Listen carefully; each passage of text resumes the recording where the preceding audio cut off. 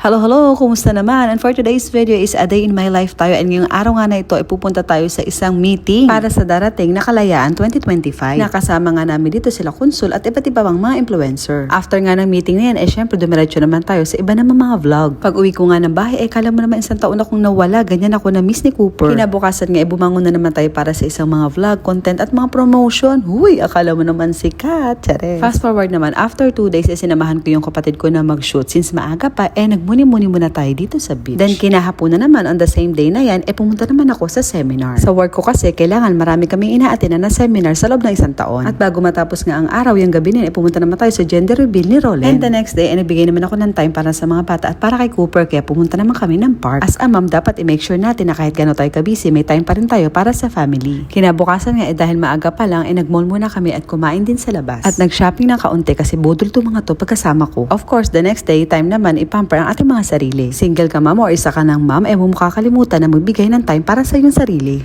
Importante yan para sa ating mental health, babae ka man or lalaki. Then dumiretso na ako dito sa mall para bumili ng pangregalo. Kinagabihan naman pumunta ako sa birthday ng friend ko, pero nung birthday ko hindi niya ako sinipot. Hi, sad life. Kinabukasan naman dumiretso naman kami sa vet kasi vaccine naman ni Cooper. Kinahaponan naman diretso tayo sa opening ng branch na merienda dito sa may Algorer Mall. After the event, diretso naman ang mga munyeka sa biglaang vlog dito sa may Mediv City Center. Nasa mga recent post ko yung mga separate video na ginawa ko para sa mga event na to. Lahat ng mga nabanggit ko dito ay nasa recent post, kaya sana meron kang time na mapanood. At bago umuwi nga nagpa-car wash na ako kasi sobrang dumi ng sasakyan ko. Pag nasa labas na kasi ako, hanggat kaya ko ginagawa ko na yung mga pwede ko pang gawin. At pag uwi ko ng bahay, banding muna kami bago matulog. Grabe, iisipin mo na lang na paano mo lahat nakakaya sa loob ng isang linggo, napakadami mong nagagawa. Ganun yata talagang isang mami kasi nagiging kang super mom. So ilang share ko lang, ingat palagi. Thanks for watching. Bye-bye!